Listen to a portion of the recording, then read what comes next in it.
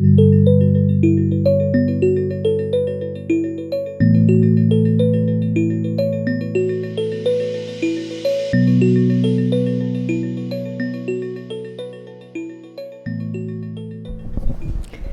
I'm Susanna Hopsalerin, Senior Editor with Hospitals and Health Networks magazine.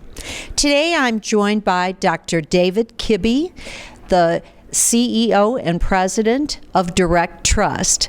Welcome. Good morning, Susanna. Can you explain what is DirectTrust, who are its members, and how does it work? Well, I can. DirectTrust is a fairly large organization with about 160 members, and we oversee and govern and facilitate a network of networks that help providers to speak to other providers via direct exchange and messaging, which is a secure, interoperable means of health information exchange. That same network is now being expanded to provide the same kind of exchange capabilities for patients and providers and for federal government agencies with the private sector, hospitals, and medical practices. How would providers interact with you? Well, providers primarily interact with one another through direct exchange capabilities that allow them to move information across whatever electronic health record system they're using to whatever electronic health record system they're seeking to communicate with. So users of Allscripts can communicate to people who are using Epic or Cerner or any one of 300 ONC certified electronic health records. Do the providers need to belong to a health information exchange in order to do this? No, they don't. As a matter of fact, most providers and provider organizations are getting their direct addresses, that's the endpoint description that we use, mostly through their electronic health record vendors, because direct exchange is one of the ways that they can qualify and meet the objectives for transitions of care for meaningful use for care coordination purposes. What's on the horizon for DirectTrust? Do you have some new projects in the works? We do. DirectTrust has, up until now, primarily supported that network of networks for the purpose of care coordination related to meaningful use.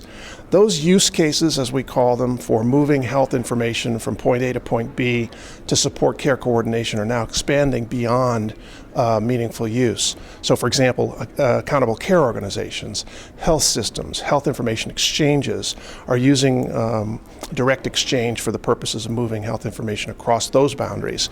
I think the biggest development in our community has been the recent negotiation and agreement with the Federal Health Agency, Federal Health Architecture it's called, that represents about 24 or 5 federal health agencies like CMS, Medicare, the Veterans Administration, the DoD, to begin using direct exchange to communicate between those federal agencies and the private sector users of direct exchange. That's a pretty big deal, and that involves both clinical information exchange between, say, veterans medical centers and a hospital in the private sector, as well as some administrative exchanges of information that replace fax and mail. Are you also, when you're talking about this relationship with CMS, are you talking about quality measures also and outcomes? Well, the nice thing about direct exchange is that it's very neutral with respect to the kind of information you're exchanging.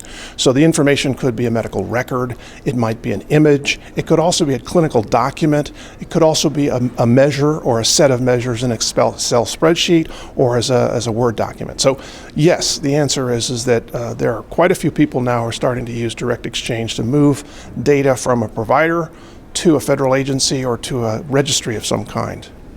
And what about the advances in the patient and provider communication? That's the big horizon.